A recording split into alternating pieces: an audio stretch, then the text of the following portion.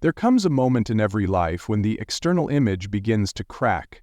The masks we have worn, those of success, politeness, conformity, grow heavy.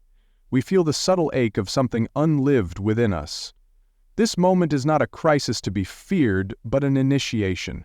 For what we call breakdown is often the soul's rebellion against a life too small for its depth. It is not the ego that suffers, but the self that begins to stir, and this self has been waiting, watching, gathering strength from the shadows of our unconscious, yearning to be born into the light of awareness. We are not here merely to adapt to the world, nor to impress it. We are here to become whole. But wholeness is not achieved through perfection.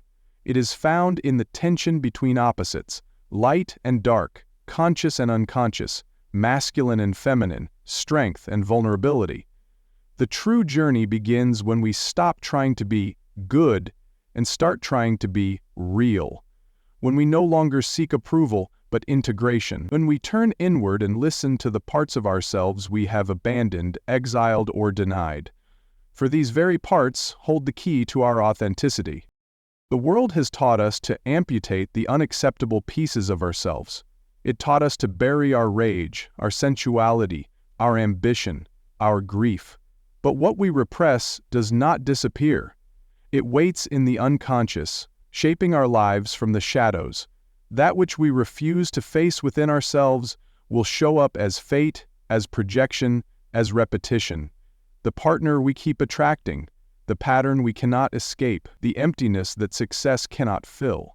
These are not coincidences, they are coded messages from the self, demanding our attention. The path to becoming your true self is not paved with affirmation alone. It is carved through honest confrontation with your shadow. The shadow is not evil. It is simply the part of you that your conscious mind has refused to accept. It may contain darkness, yes, but also buried gold, hidden creativity, untapped power. To meet the shadow is to reclaim these treasures. It is to realize that you are not only what you have chosen to display to the world, but also what you have hidden in fear and shame. Integration means making room for it all, and finding the sacred in what you once judged as profane. Dreams, too, become guides in this process. In sleep, the unconscious speaks freely. Symbols emerge from the depths, inviting you to decipher their meaning, not with logic alone, but with feeling, imagination, intuition. Your dreams are not random, they are fragments of the self speaking in metaphor. Pay attention to the images that haunt you. The stranger in the hallway, the child in the attic, the fire in the forest. These are not mere illusions. They are living truths of your inner world, and they demand interpretation with reverence, not dismissal. As you descend into your inner world, you begin to find a center that is not swayed by public opinion or personal insecurity. This center is deeper than the ego. It is the self. The self is the totality of who you are, both conscious and unconscious, past and future, masculine and feminine, personal and collective. The self does not strive to be liked. It strives to be whole, and when you are in touch with this center, your outer life begins to change, not because you are forcing it, but because you are finally aligned. This alignment gives birth to meaning. Meaning is not found in external achievement, but in inner resonance, in a sense of being where you are meant to be, even in difficulty. Suffering itself becomes bearable when it is meaningful, when it serves the process of becoming.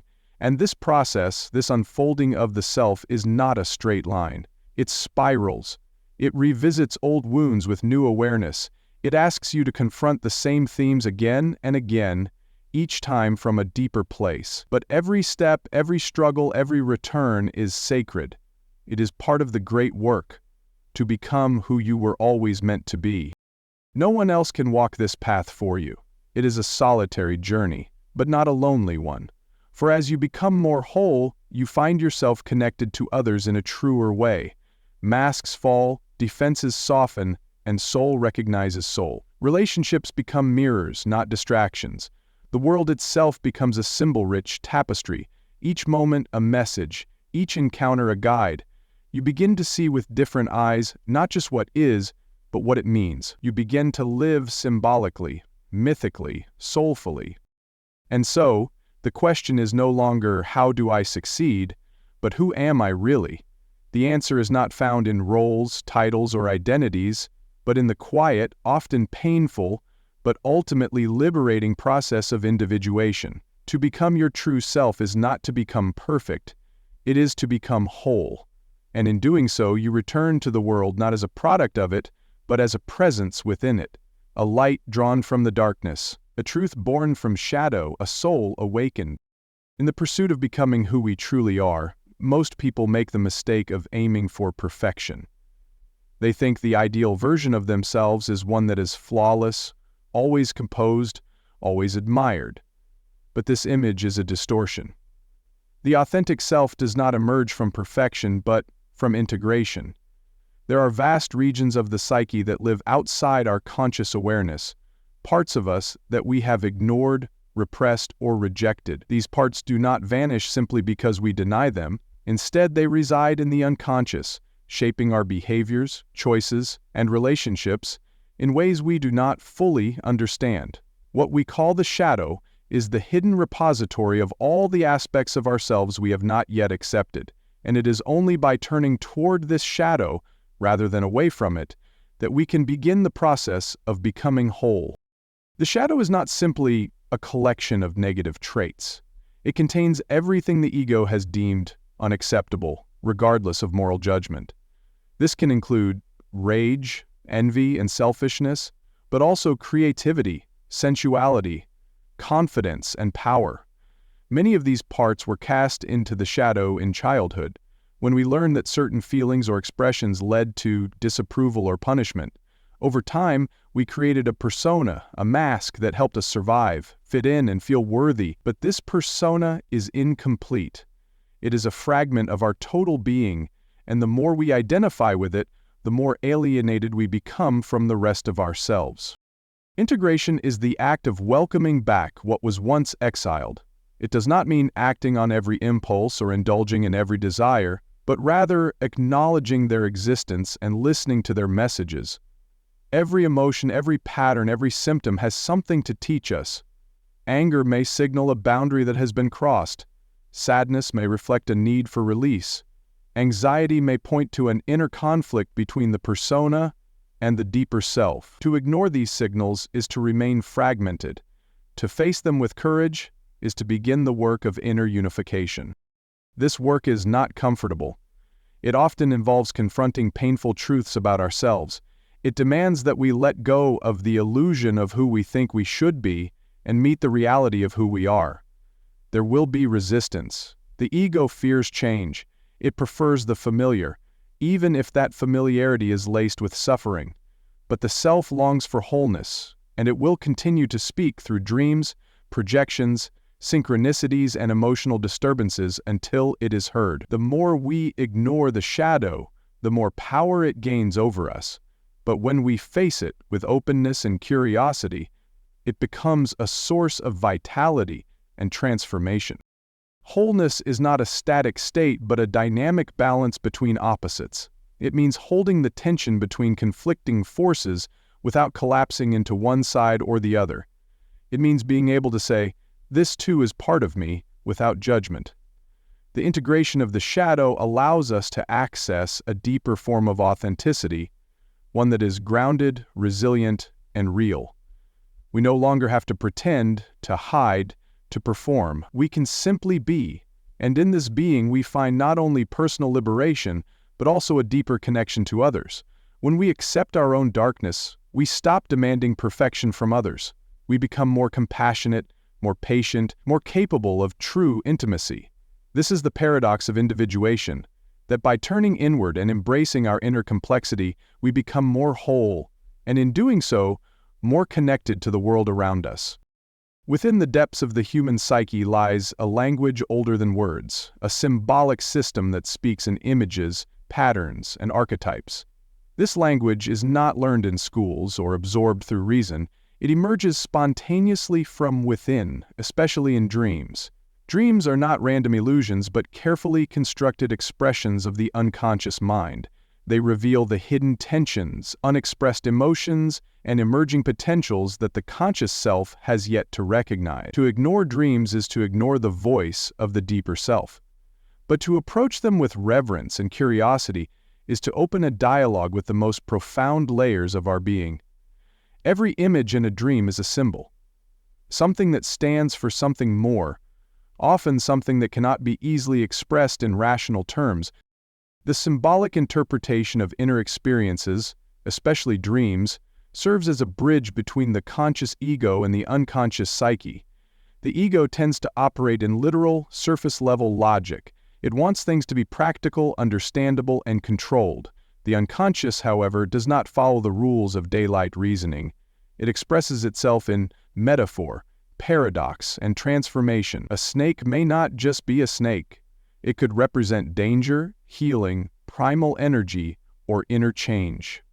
A house in a dream may represent the structure of the psyche itself.